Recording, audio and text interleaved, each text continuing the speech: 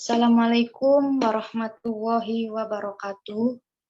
Kami dari kelompok 9 akan mempresentasikan tentang kepemimpinan dan budaya.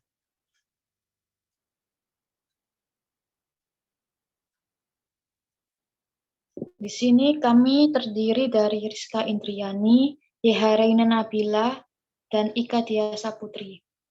Selanjutnya.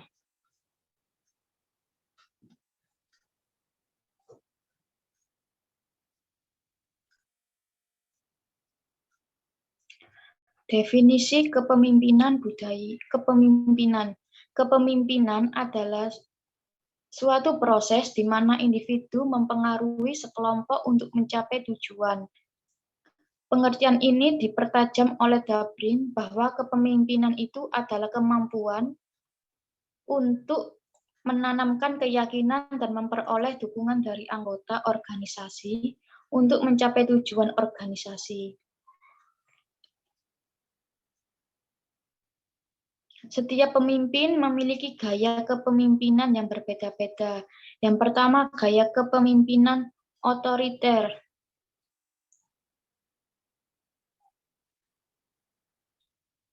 Yang kedua ada gaya kepemimpinan demokratis.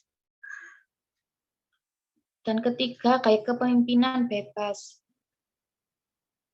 Setiap pemimpin memiliki gaya kepemimpinan. Ada halnya pemimpin tidak memberi kesempatan pada bawahannya untuk bertanya ataupun minta penjelasan. Ada kalanya pemimpin memberi kesempatan bawahan untuk berdiskusi dan bertanya. Dan ada kalanya pemimpin itu membiarkan kondisi yang ada terserah pada bawahannya. Selanjutnya.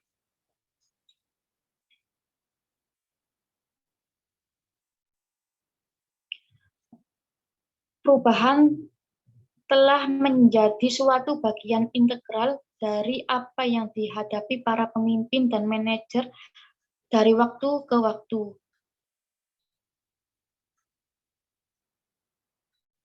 Contoh awal mengenai Jeff Immelt yang menunjukkan seorang manajer yang dalam keadaan normal akan merayakan 20 tahun dari yang historis tidak tersaingi, namun kemudian menghadapi kebutuhan akan perubahan juga diyakini oleh karyawan dan investor, merupakan contoh yang sempurna. Tantangan kepemimpinan adalah mendorong komitmen di antara orang-orang dalam suatu perubahan organisasi dan melaksanakan strategi yang tetap ditunjukkan untuk memposisikan organisasi agar sukses pada masa depan yang berbeda. Para pemimpin yang mendorong komitmen untuk menerima perubahan melalui 3 kegiatan yang saling berhubungan. Yang pertama, menjelaskan tujuan strategi. Yang kedua, membangun suatu organisasi. Yang ketiga, membentuk budaya organisasi. Next. Para pemimpin membantu perusahaan. Mereka menerima perubahan dengan tujuan strategi. Mereka mempunyai suatu kesadaran yang jelas akan kemana mereka ingin memimpin perusahaan dan hasil-hasil yang diharapkan. Untuk tercapainya, mereka melakukan hal ini dengan berkonsentrasi secara terus-menerus dengan sangat jelas pada masalah yang jauh berbeda. Yang pertama adalah visi. Seorang pemimpin perlu mengomunikasikan secara jelas dan langsung suatu visi dasar mengenai harus menjadi apa bisnis tersebut nantinya. Secara tradisional, konsep sebuah visi merupakan penjelasan atau gambaran dari seperti apakah perusahaan itu nantinya dapat mengakomodasi kebutuhan dari semua pihak yang berkepentingan. Pasar global yang sangat kompetitif dan berubah cepat telah memperbaiki konsep ini yang mengarah pada suatu visi pemimpin yang didefinisikan secara terbatas, suatu ekspresi dan kriteria atau karakteristik sederhana dari yang pemimpin lihat untuk menjadi perusahaan seperti yang diinginkan dengan membangun dan mempertahankan kepemimpinan global. Yang kedua, kinerja. Kinerja elemen kunci dari kepemimpinan organisasi yang baik adalah membuat jelas harapan kinerja yang dimiliki oleh seorang pemimpin terhadap suatu organisasi. Tugas dari seorang pemimpin yang baik dalam memperjelas tujuan strategis adalah melakukan dengan membuat gambaran dari tujuan itu dalam kondisi masa depan dan dalam menetapkan harapan kinerja yang baik sambil bergerak ke arah visi itu dan saat visi itu menjadi suatu kenyataan. Selanjutnya,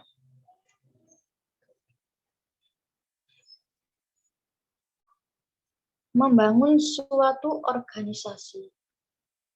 Para pemimpin menghabiskan banyak secara efektif untuk mencapai tujuan strategis. Karena berusaha untuk menerima perubahan, para pemimpin seringkali membangun atau membuat kembali organisasi mereka untuk menyesuaikan dengan lingkungan yang selalu berubah dan kebutuhan akan suatu strategi baru. Karena menerima perubahan seringkali berarti juga harus mengatasi perlawanan untuk merubah. Para pemimpin menghadapi masalah-masalah seperti berikut. Ketika mereka berusaha untuk membangun atau membuat kembali organisasi mereka. Yang pertama, memastikan suatu pemahaman yang sama tentang prioritas-prioritas organisasi. Yang kedua, menjelaskan tanggung jawab di antara para manajer dan unit-unit organisasi. Yang ketiga, memberi wewenang kepada para manajer yang lebih baru untuk mendorong wewenang lebih ke tingkat bawah di dalam organisasi.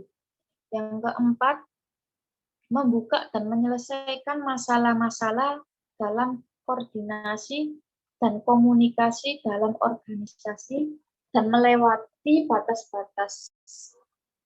Yang kelima, mendapatkan komitmen individu atau suatu visi bersama dari para manajer di seluruh lapisan organisasi. Yang keenam, mendapatkan komitmen individu atau suatu visi bersama dari para manajer di seluruh lapisan organisasi. Yang ketujuh, menjaga agar tetap terhubung secara dekat dengan apa yang terjadi di dalam dan di luar organisasi dan dengan para pelanggannya. Next.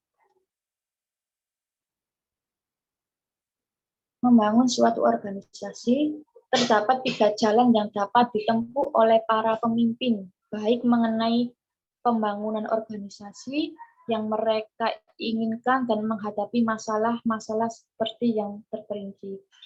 Yang pertama adalah pendidikan dan pengembangan kepemimpinan.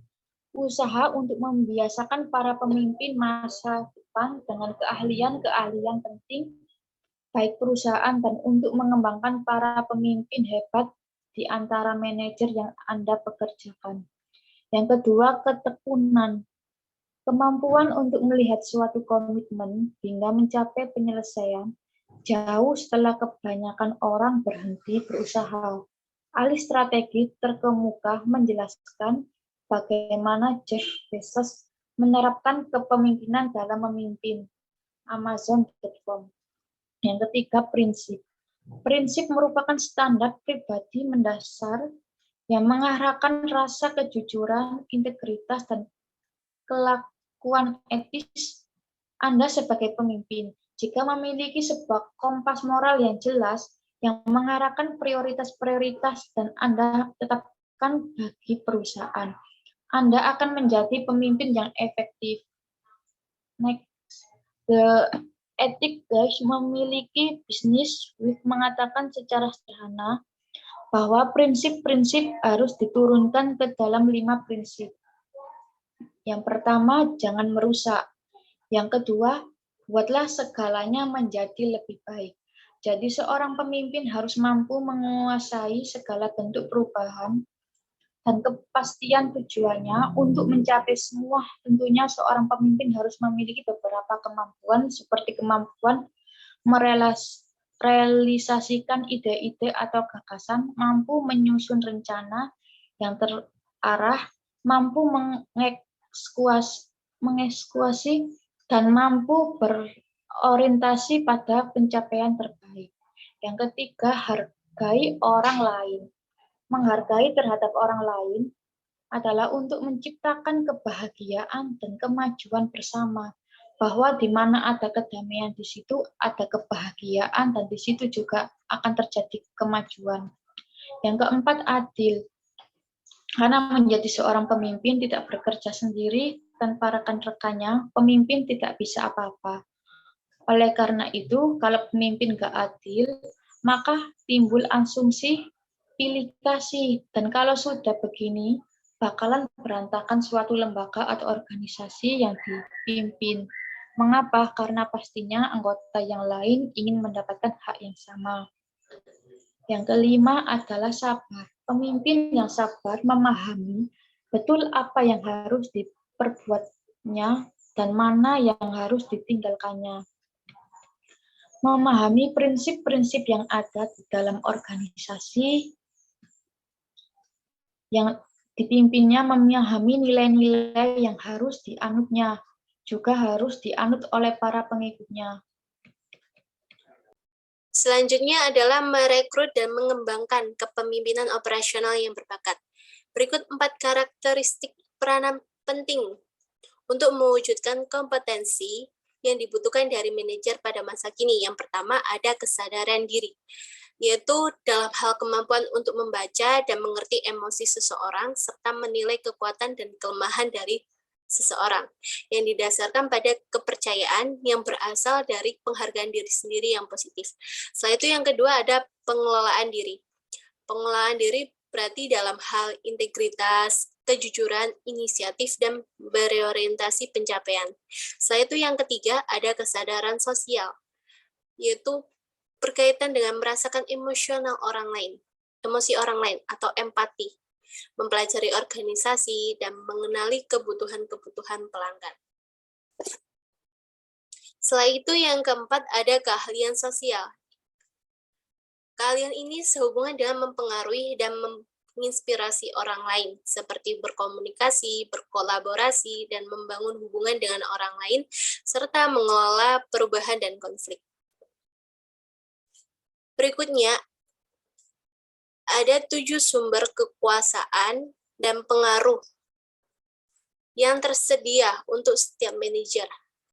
Antara lain, ada kekuasaan posisi, yaitu position power, yaitu kemampuan dan hak untuk mempengaruhi dan mengarahkan orang lain berdasarkan pada kekuasaan yang dikaitkan dengan kedudukan formal kita dalam organisasi. Setelah itu yang kedua ada kekuasaan penghargaan atau reward power, yaitu kemampuan mempengaruhi dan mengarahkan orang lain yang berasal dari kemampuan mereka. Memberikan penghargaan sebagai balasan untuk tindakan dari hasil yang sudah diharapkan atau yang sudah dicapai. Setelah itu yang ketiga ada kekuasaan informasi atau information power, yaitu kemampuan mempengaruhi orang lain berdasarkan pada akses kita terhadap pendistribusian informasi yang penting kepada para bawahan dan orang lain yang masih tidak diperoleh secara mudah. Setelah itu yang keempat, ada kekuasaan disiplin atau punitive power, yaitu kemampuan mengarahkan dan mempengaruhi orang lain untuk memaksa dan memberikan hukuman atas kesalahan-kesalahan atau tindakan yang tidak diinginkan oleh orang lain, khususnya para bawahan. Berikutnya, yang kelima ada pengaruh ahli atau expert influence, yaitu kemampuan mengarahkan dan mempengaruhi orang lain karena mereka patuh kepada Anda berdasarkan pada keahlian atau pengetahuan khusus Anda yang berhubungan dengan tugas, tanggung jawab, atau penugasan di mana mereka terlibat. Setelah itu yang keenam ada pengaruh referensi atau referent influence, yaitu kemampuan mempengaruhi orang lain yang berasal dari hasrat kuat mereka untuk berhubungan dengan Anda. Biasanya karena mereka mengagumi Anda, memperoleh reputasi, atau beberapa tujuan terkait hubungan itu, atau percaya pada motivasi Anda. Setelah itu yang terakhir ada pengaruh teman sekelompok atau peer influence, yaitu kemampuan mempengaruhi perilaku individu di antara para anggota dari suatu kelompok berdasarkan pada norma-norma kelompok. Kesadaran kelompok atas apa yang merupakan hal atau cara benar untuk melakukan hal-hal serta kebutuhan untuk dinilai dan diterima oleh kelompok. Berikutnya definisi budaya organisasi. Budaya organisasi adalah atau organizational culture, yaitu adalah sekelompok asumsi penting yang seringkali tidak dinyatakan jelas yang dipegang bersama oleh anggota suatu organisasi. Setiap organisasi memiliki budayanya sendiri. Budaya suatu organisasi mirip dengan kepribadian seseorang, sebuah tema yang tak berwujud namun ada dan hadir, menyertakan arti, arahan, serta dasar atas tindakan. Berikutnya adalah karakteristik budaya organisasi. Ada 7 karakteristik utama yang secara keseluruhan merupakan hakikat budaya organisasi. Menurut Robbins tahun 2008. Yang pertama ada inovasi dan keberanian mengambil resiko, atau innovation and risk taking, yaitu sejauh mana karyawan didorong untuk bersikap inovatif dan berani mengambil risiko. Yang kedua, perhatian pada hal-hal rinci atau attention to detail. Sejauh mana karyawan diharapkan menjalankan presisi, analisis, dan perhatian pada hal-hal yang mendetail. Yang ketiga ada orientasi hasil atau orientation, yaitu sejauh mana manajemen berfokus lebih pada hasil ketimbang pada teknik dan proses yang digunakan untuk mencapai hasil tersebut. Setelah itu yang keempat ada orientasi orang, yaitu atau people orientation, yaitu sejauh mana keputusan-keputusan manajemen mempertimbangkan efek dari hasil tersebut atas orang yang ada di dalam organisasi. Setelah itu yang kelima ada orientasi tim, yaitu atau team orientation, yaitu sejauh mana kegiatan-kegiatan kerja di organisasi pada tim ketimbang pada individu-individu.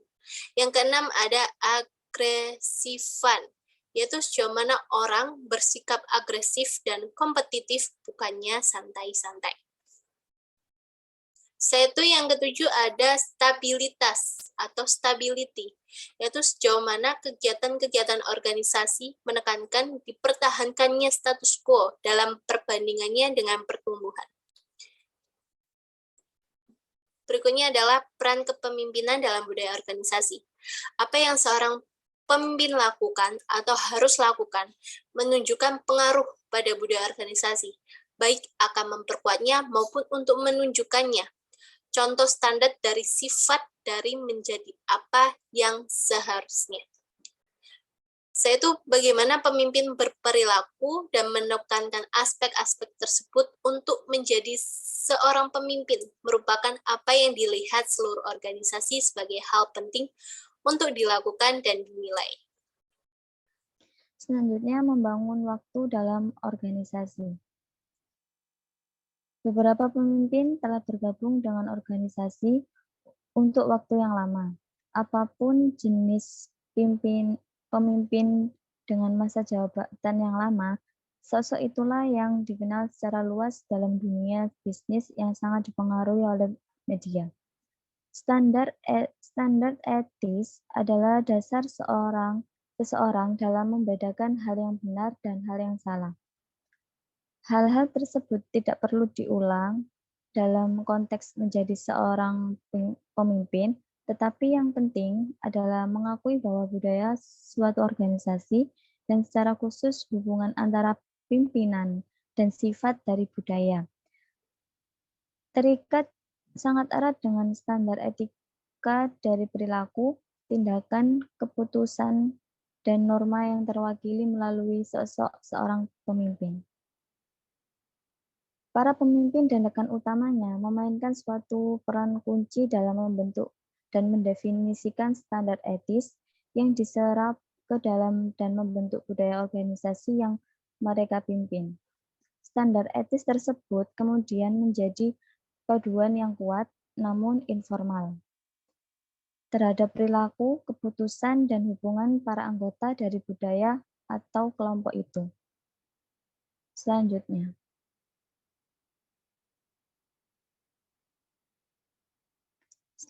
yaitu keyakinan budaya organisasi. Keyakinan yang paling umum membentuk budaya organisasi meliputi yang pertama, keyakinan untuk menjadi yang terbaik atau lebih baik dari yang terbaik. Yang kedua, keyakinan dalam kualitas dan jasa yang unggul.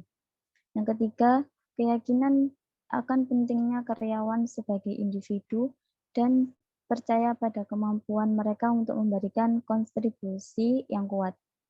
Yang keempat, keyakinan akan pentingnya hal-hal kecil sekalipun untuk melakukan pekerjaan dengan baik. Yang kelima, keyakinan bahwa pelanggan memiliki kekuasaan yang tinggi.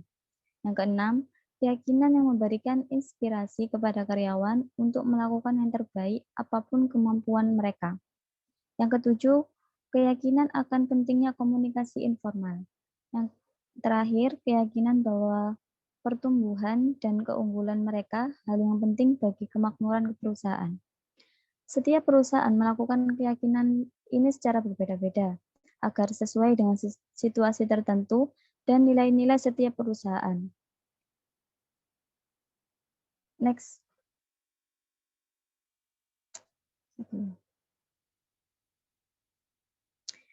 Kesesuaian strategi dan budaya. Mengingat budaya perusahaan mempunyai pengaruh besar terhadap suksesnya implementasi strategi, maka pihak manajemen harus melakukan analisis untuk menilai kesesuaian antara rumusan strategi dengan budaya perusahaan. Untuk itu, pihak manajemen dapat mempertimbangkan pertanyaan sebagai berikut. Yang pertama, apakah strategi yang dirumuskan sesuai dengan budaya perusahaan saat ini? Jika jawabannya iya, mulai dengan segera gabungkanlah perubahan-perubahan organisasional dengan budaya perusahaan dengan mengidentifikasi bagaimana strategi baru tersebut akan mencapai misi yang telah ditetapkan dengan lebih baik daripada strategi yang sebelumnya. Yang kedua, jika strategi baru tidak sesuai dengan budaya perusahaan saat ini, dapatkah budaya tersebut dimodifikasi dengan mudah sehingga lebih jelas atau lebih cocok dengan strategi yang baru?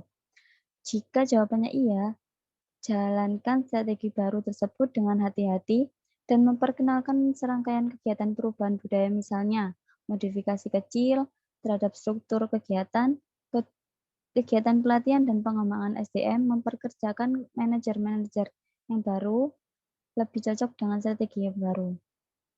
Yang ketiga, jika budaya perusahaan tidak dapat berubah dengan mudah dan menyesuaikan dengan strategi baru, apakah pihak perusahaan bersedia dan mampu membuat perubahan organisasional yang besar dan menerima kemungkinan penundaan dan mengimplementasi strategi baru dan menerima kemungkinan meningkatnya biaya. Yang keempat, jika pihak perusahaan tidak bersedia membuat perubahan organisasi yang lebih besar dan menuntut dilakukannya perubahan dan mengelola budaya perusahaan. Apakah seluruh SDM dalam perusahaan tersebut masih mempunyai komitmen untuk mengimplementasikan strategi tersebut? Selanjutnya, mengelola hubungan strategi budaya. Mengelola hubungan strategi budaya membutuhkan sensitivitas terhadap interaksi antara perubahan yang dibutuhkan untuk mengimplementasikan strategi baru dan kesesuaian antara perubahan tersebut dengan budaya perusahaan. 4 pertimbangan dasar yang harus ditekankan oleh perusahaan yang berusaha yang berusaha untuk mengelola sebuah hubungan strategi budaya, antara lain yang pertama, perusahaan kunci suksesnya dikaitkan secara jelas dengan misi dasar perusahaan. Karena misi perusahaan menyediakan sebuah dasar resmi yang luas untuk budaya perusahaan, maka eksekutif puncak seharusnya menggunakan semua forum internal dan eksternal yang tersedia untuk memperkuat pesan bahwa perubahan harus terkait dengan misi tersebut. Yang kedua, lebih menekankan penggunaan personal yang ada. Jika memungkinkan mengisi posisi yang diciptakan untuk mengimplementasi strategi baru, personel yang sudah ada mewakili nilai dan norma yang akan membantu memastikan kesesuaian budaya pada saat perubahan besar tersebut diimplementasikan. Yang ketiga, perlu berhati-hati jika penyesuaian dalam sistem imbalan perlu dilakukan. Penyesuaian tersebut harus konsisten dengan sistem imbalan yang ada pada saat ini. Yang keempat, perhatian utama harus diberikan kepada perubahan yang paling tidak sesuai dengan budaya saat ini. Maka norma-norma yang ada saat ini tidak terganggu. Next. Selanjutnya, hubungan kepemimpinan dan budaya organisasi. Budaya diciptakan oleh pemimpin-pemimpinnya. Pemimpin-pemimpin diciptakan oleh budaya. Berdasarkan pada perspektif teori, budaya itu muncul melalui 3 proses, yakni yang pertama ada sociodynamic teori, yang kedua ada leadership teori, yang ketiga ada organizational learning menurut Sinch. Sekian presentasi dari kelompok kami, kurang lebihnya mohon maaf. Wassalamualaikum warahmatullahi wabarakatuh.